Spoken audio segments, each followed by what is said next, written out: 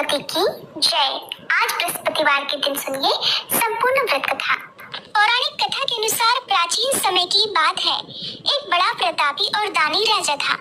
वह प्रत्येक गुरुवार को व्रत रखता और पूजा किया करता। ये बात उसकी रानी को अच्छी नहीं लगती। न वह व्रत करती और न ही किसी को एक भी पैसा दान में देती, और राजा को भी ऐसा करने से मना किया करती। एक समय की बात है कि राजा शिकार खेलने वन को चले गए। घर पर रानी और दासी अकेली थी। उसी समय गुरु बृहस्पति साधु का रूप धारण कर राजा के दरवाजे पर भिक्षा मांगने गए। साधु ने रानी से भिक्षा मांगी, तब वह कहने लगी, हे साधु महाराज, मैं तो इस दान और पुण्य से तंग आ गई हूँ। आप कोई ऐसा उपाय बताइए जिससे ये सारा धन नष्ट हो जाए और मैं आराम से रह सकूं। तब साधु रूपी बृहस्पति देव कहने लगे, हे देवी, तुम बड़ी विचित्र हो। संतान और धन से भी कोई दुखी होता है। अगर तुम्हारे पास धन अधिक है तो इसे शुभ कार्यों में लगाओ, जिससे तुम्हारे दोनों लोग सुधरे। परंतु साधु की इन बातों से रानी खुश नहीं हुई। उसने कहा, महाराज, मुझे ऐसे धन की आवश्यकता नहीं जिसे मैं दान दूं और जिसको संभालने में ही मेरा सारा समय नष्ट हो जाए। साधु कहने लगे, अगर तुम्हारी ऐसी इच्छा है तो जैसा मैं तुम्हें बताता हूँ तुम वैसा ही करना। बृहस्पतिवार के दिन तुम घर को गोबर से लीपना, अपने केशों को पीली मिट्टी से धोना, केशों को धोते समय स्नान करना, राजा से हजामत बनवाने को कहना, भोजन में मांस मदिरा खाना और कपड़ा धोबी के यहाँ धुलने डालना। इस प्रकार 7 बृहस्पतिवार करने से तुम्हारा समस्त धन नष्ट हो जाएगा। ऐसा कहकर साधु बने बृहस्पति देव अंतर्ध्यान हो गए। साधु के कहे अनुसार रानी को करते हुए केवल 3 बृहस्पतिवार ही बीते थे कि उसकी समस्त धन संपत्ति नष्ट हो गई। अब भोजन के लिए परिवार तरसने लगा। एक दिन राजा रानी से बोला, हे रानी, तुम यहीं रहो, मैं दूसरे देश को जाता हूँ, क्योंकि यहाँ पर मुझे सभी जानते हैं, इसलिए मैं कोई छोटा कार्य नहीं कर सकता। ऐसा कहकर राजा परदेश चला गया। वहाँ वह जंगल से लकड़ी काट कर लाता और शहर में बेचता। इसी तरह वह अपना जीवन बिताने लगा। इधर राजा के बिना रानी और दासी दुखी रहने लगी। एक समय जब रानी और दासी को 7 दिन बिना भोजन के रहना पड़ा, तब रानी ने अपनी दासी से कहा, हे दासी, पास ही के नगर में मेरी बहन रहती है। वह बड़ी धनवान है। तू उसके पास जा और कुछ लेकर आ, ताकि थोड़ा बहुत गुजर बसर हो जाए। दासी रानी की बहन के पास गई। उस दिन बृहस्पतिवार था। रानी की बहन उस समय बृहस्पतिवार की कथा सुन रही थी। दासी ने रानी की बहन को अपनी रानी का संदेश दिया, लेकिन रानी की बहन ने कोई उत्तर नहीं दिया। जब दासी को रानी की बहन से कोई उत्तर नहीं मिला तो वह बहुत दुखी हुई। उसे क्रोध भी आया। दासी ने वापस आकर रानी को सारी बात बताई। सुनकर रानी ने अपने भाग्य को कोसा। उधर रानी की बहन ने सोचा कि मेरी बहन की दासी आई थी, परंतु मैं उससे नहीं बोली, इससे वह बहुत दुखी हुई होगी। कथा सुनकर और पूजन समाप्त कर वह अपनी बहन के घर गई और कहने लगी, हे बहन, मैं बृहस्पतिवार का व्रत कर रही थी। तुम्हारी दासी गई, परंतु जब तक कथा होती है तब तक ना उठते हैं ना बोलते हैं, इसलिए मैं नहीं बोली। कहो दासी क्यों गई थी? तब रानी कहने लगी, बहन, हमारे घर अनाज नहीं था। ऐसा कहते कहते रानी की आंखें भर आईं। उसने दासियों समेत भूखा रहने की बात भी अपनी बहन को बताई। रानी की बहन बोली, बहन देखो, बृहस्पति देव भगवान सबकी मनोकामनाएं पूर्ण करते हैं। देखो, शायद तुम्हारे घर में अनाज रखा हो। ये सुनकर दासी घर के अंदर गई तो वहाँ उसे एक घड़ा अनाज का भरा मिल गया। उसे बड़ी हैरानी हुई, क्योंकि उसने तो एक एक बर्तन देख लिया था। उसने बाहर आकर रानी को बताया। दासी रानी से कहने लगी, हे रानी, जब हमको भोजन नहीं मिलता तो हम व्रत ही तो करते हैं, इसलिए क्यों ना इनसे व्रत और कथा की विधि पूछ ली जाए, हम भी व्रत किया करेंगे। दासी के कहने पर रानी ने अपनी बहन से बृहस्पतिवार व्रत के बारे में पूछा। उसकी बहन ने बताया, बृहस्पतिवार के व्रत में चने की दाल और मुनक्का से विष्णु भगवान का केले की जड़ में पूजन करें और दीपक जलाएं, पीला भोजन करें और कथा सुने। इससे बृहस्पति देव भगवान प्रसन्न होते हैं और मनोकामना पूर्ण करते हैं। व्रत और पूजन की विधि बताकर रानी की बहन अपने घर लौट आई। रानी और दासी दोनों ने निश्चय किया कि बृहस्पति देव भगवान का पूजन जरूर करेंगे। 7 रोज बाद जब बृहस्पतिवार आया तब उन्होंने व्रत रखा। गुड़साल में जाकर चना और गुड़ बीन लाई और उसकी दाल से केले की जड़ तथा विष्णु भगवान का पूजन किया। अब पीला भोजन कहाँ से आए? दोनों बड़ी दुखी हुई। परंतु उन्होंने व्रत किया था, इसलिए बृहस्पति देव भगवान प्रसन्न थे। एक साधारण व्यक्ति के रूप में वे 2 थालों में सुंदर पीला भोजन लेकर आए और दासी को देकर बोले, हे दासी, ये भोजन तुम्हारे और तुम्हारी रानी के लिए है, इसे तुम दोनों ग्रहण करना। दासी भोजन पाकर बहुत प्रसन्न हुई। उसने रानी को सारी बात बताई। उसके बाद से वे प्रत्येक बृहस्पतिवार को गुरु भगवान का व्रत और पूजन करने लगी। बृहस्पति भगवान की कृपा से उनके पास धन हो गया, परंतु रानी फिर पहले की तरह आलस करने लगी। तब दासी बोली, देखो रानी, तुम पहले भी इसी प्रकार आलस करती थी। तुम्हें धन रखने में कष्ट होता था, इसी कारण सभी धन नष्ट हो गया। अब बृहस्पति देव भगवान की कृपा से धन मिला है तो तुम्हें फिर आलस होता है। बड़ी मुसीबतों के बाद हमने ये धन पाया है, इसलिए हमें अब दान पुण्य करना चाहिए। अब तुम भूखे मनुष्यों को भोजन कराओ, प्याऊ लगवाओ, ब्राह्मणों को दान दो, कुआं, तालाब, बावड़ी आदि का निर्माण कराओ, मंदिर पाठशाला बनवाकर ज्ञान दान दो, कुंवारी कन्याओं का विवाह करवाओ, अर्थात धन को शुभ कार्यों में खर्च करो, जिससे तुम्हारे कुल का यश बढ़े तथा स्वर्ग प्राप्त और पितर प्रसन्न हो। तब दासी की बात मानकर रानी शुभ कर्म करने लगी, जिससे उसका यश फैलने लगा। एक दिन रानी और दासी आपस में विचार करने लगी कि न जाने राजा किस दशा में होंगे। उनकी कोई खोज खबर भी नहीं है। उन्होंने श्रद्धा पूर्वक बृहस्पति भगवान से प्रार्थना की कि राजा जहाँ कहीं भी हो शीघ्र वापस आ जाए। उधर राजा परदेश में बहुत दुखी रहने लगा। वह प्रतिदिन जंगल से लकड़ी बीनकर लाता और उसे शहर में बेचकर अपने दुखी जीवन को बड़ी कठिनाई से बिता रहा था। एक दिन दुखी होकर अपनी पुरानी बातों को याद करके वह रोने लगा और उदास हो गया। उसी समय राजा के पास बृहस्पति देव साधु के वेश में आकर बोले, हे लकड़हारे, तुम इस सुनसान जंगल में किस चिंता में बैठे हो, मुझे बताओ। यह सुनकर राजा की आंखों में आंसू भर आए। साधु को प्रणाम करके राजा ने अपनी पूरी कहानी सुना दी। महात्मा दयालु होते हैं। वे राजा से बोले, हे राजा, तुम्हारी पत्नी ने बृहस्पति देव के प्रति अपराध किया था, जिसके कारण तुम्हारी ये दशा हुई। अब तुम चिंता मत करो, भगवान तुम्हें पहले से अधिक धन देंगे। देखो, तुम्हारी पत्नी ने बृहस्पतिवार का व्रत प्रारंभ कर दिया है। अब तुम भी बृहस्पतिवार का व्रत करके चने की दाल और गुड़ जल के लोटे में डालकर केले का पूजन करो, फिर कथा कहो या सुनो। भगवान तुम्हारी सभी कामनाओं को पूर्ण करेंगे। साधु की बात सुनकर राजा बोला, हे प्रभु, लकड़ी बेचकर तो इतना पैसा भी नहीं मिलता जिससे भोजन के बाद में कुछ बचा सकूं। और मैंने रात में भी रानी को व्याकुल देखा है। मेरे पास कोई साधन नहीं जिससे उसका समाचार जान सकूं। फिर मैं कौन सी कहानी कहूँ, ये भी मुझको नहीं पता।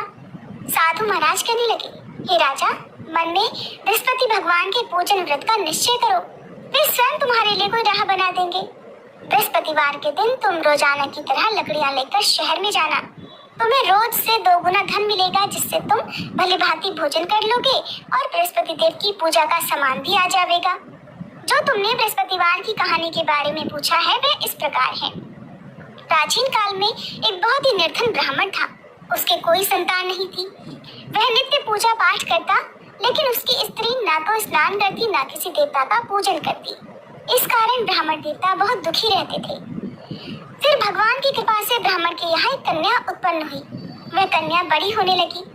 प्रातःकाल स्नान करके वह भगवान विष्णु का जप करती, बृहस्पतिवार का व्रत भी करने लगी। पूजा पाठ समाप्त कर पाठशाला जाती तो वह अपनी मुट्ठी में जौ भर के ले जाती और पाठशाला के मार्ग में डालती जाती। लौटते समय वही जौ स्वर्ण के हो जाते तो उनको बीनकर घर ले आती। एक दिन वह बालिका सूप में उन सोने के जौ को फटककर साफ कर रही थी कि तभी उसकी माँ ने देख लिया और कहने लगी, हे बेटी, सोने के जौ को फटकने के लिए तो सोने का सूप भी होना चाहिए। दूसरे दिन गुरुवार था। कन्या ने व्रत रखा और बृहस्पति देव से सोने का सूप देने की प्रार्थना की। बृहस्पति देव ने उसकी प्रार्थना स्वीकार कर ली।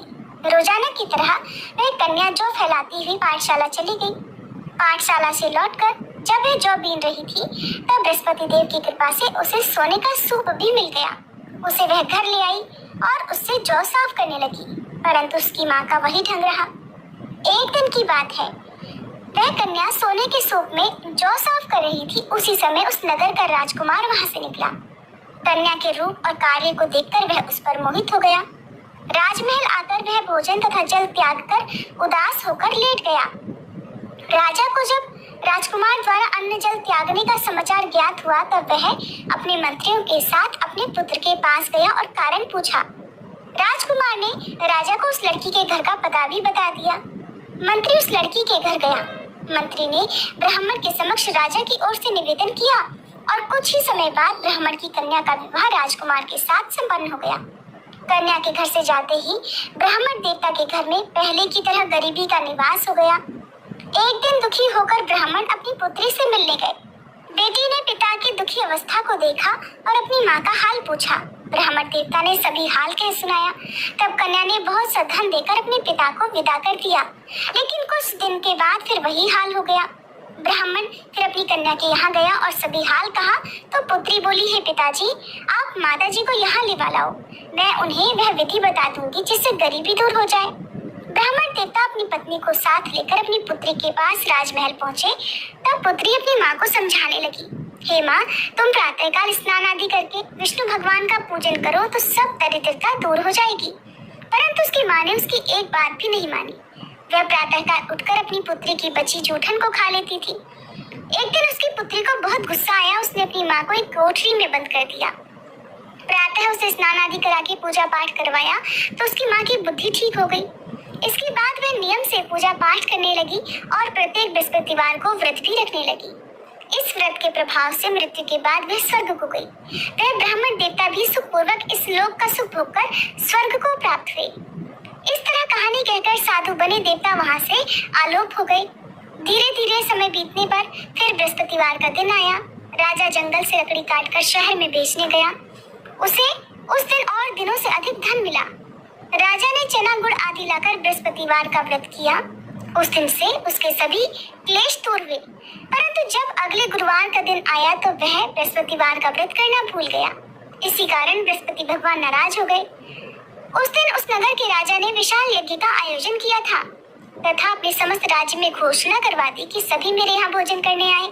किसी के घर चूल्हा न जले और इस आज्ञा को जो न मानेगा उसको फांसी की सजा दी जाएगी।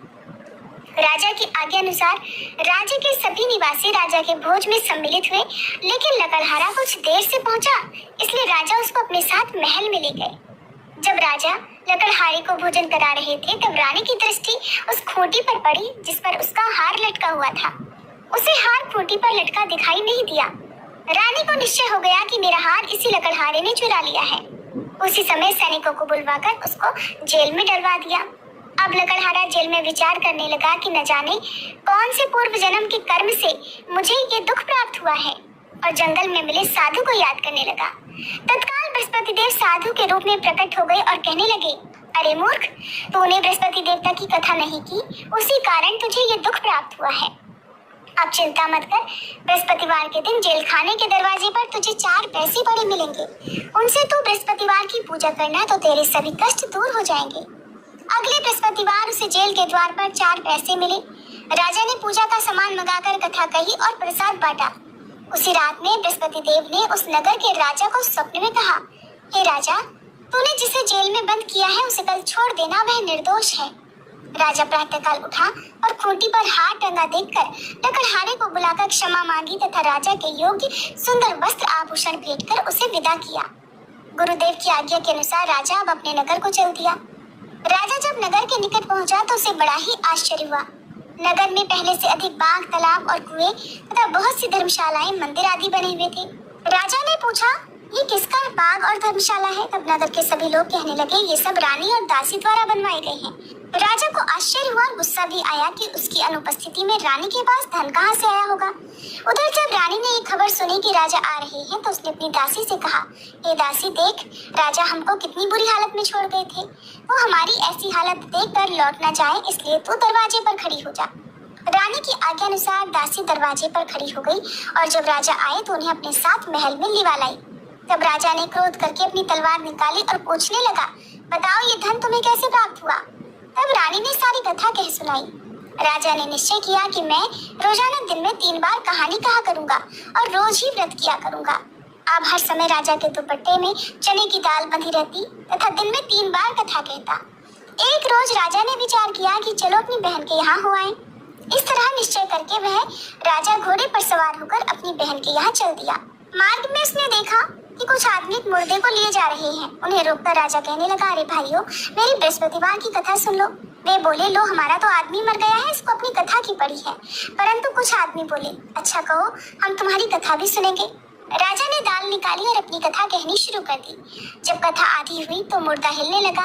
जब कथा समाप्त हुई तो राम राम करके वह मनुष्य खड़ा हो गया। राजा आगे बढ़ा। उसे चलते चलते शाम हो गई। आगे मार्ग में उसे एक किसान खेत में हल चलाता मिला। राजा ने उससे भी कथा सुनने का आग्रह किया, लेकिन वह नहीं माना। राजा आगे चल पड़ा। राजा के हटते ही बैल पछाड़ खाकर गिर गए और किसान के पेट में बहुत जोर से दर्द होने लगा। उसी समय किसान की माँ रोटी लेकर आई। उसने जब देखा तो अपने पुत्र से सब हाल पूछा। बेटे ने सभी हाल बता दिया। बुढ़िया दौड़ी दौड़ी उस घुड़सवार के पास पहुंची और उससे बोली, मैं तेरी कथा सुनूंगी, तू अपनी कथा मेरे खेत पर ही चलकर कहना। तब राजा ने लौटकर बुढ़िया के खेत पर जाकर कथा कही, जिसके सुनते ही बैल खड़े हो गए तथा किसान के पेट का दर्द भी बंद हो गया। अब राजा अपनी बहन के घर पहुंच गया। बहन ने भाई की खूब मेहमानी की। दूसरे रोज प्रातःकाल राजा जगा तो वह देखने लगा कि सब लोग भोजन कर रहे हैं। राजा ने अपनी बहन से पूछा कि ऐसा कोई मनुष्य है जिसने भोजन ना किया हो, जो मेरी बृहस्पतिवार की कथा सुन ले। तब बहन बोली, है भैया, ये देश ऐसा ही है। यहाँ लोग पहले भोजन करते हैं, बाद में कोई अन्य काम करते हैं। फिर वह एक कुम्हार के घर गई जिसका लड़का बीमार था। उसे मालूम हुआ कि उसके यहाँ 3 दिन से किसी ने भोजन नहीं किया है। रानी ने अपने भाई की कथा सुनने के लिए कुम्हार से कहा, तब वह तैयार हो गया। राजा ने जाकर बृहस्पतिवार की कथा कही, जिसको सुनकर उसका लड़का ठीक हो गया। अब तो राजा की प्रशंसा होने लगी। एक दिन राजा ने अपनी बहन से कहा, बहन, अब मैं अपने घर जाऊंगा, तुम भी तैयार हो जाओ। राजा की बहन ने अपनी सास से अपने भाई के साथ जाने की आज्ञा मांगी। सास बोली, हाँ चली जा, मगर अपने लड़के को मत लेकर जाना, क्योंकि तेरे भाई की कोई संतान नहीं होती है। बहन ने अपने भाई से कहा, हे भैया, मैं तो चलूंगी, मगर कोई बालक नहीं जाएगा। तब राजा कहने लगा कि जब बालक ही नहीं जाएंगे तब तुम भी चलकर क्या करोगी।